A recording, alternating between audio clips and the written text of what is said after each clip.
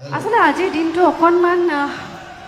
কিবা এটা ভাল লাগি থকা নাই যদিও বা আমি অনুষ্ঠান কৰিবলৈ আহিছোঁ দেশৰ এটা বৰ দুখ লগা ঘটনা আমি শুনিছোঁ নহয় জানো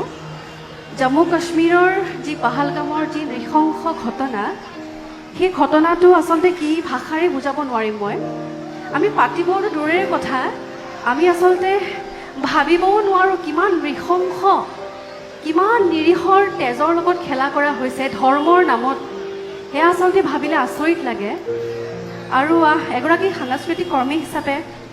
বা গান গোৱা মানুহ হিচাপে আচলতে আমিবোৰ খুব আৱেগিক এই কথাবিলাক আলোচনা কৰিবলৈও মন নাযায় বিৰাট কিবা কষ্ট পাইছোঁ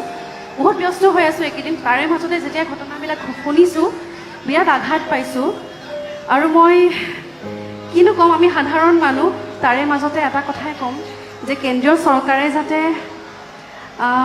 উচিত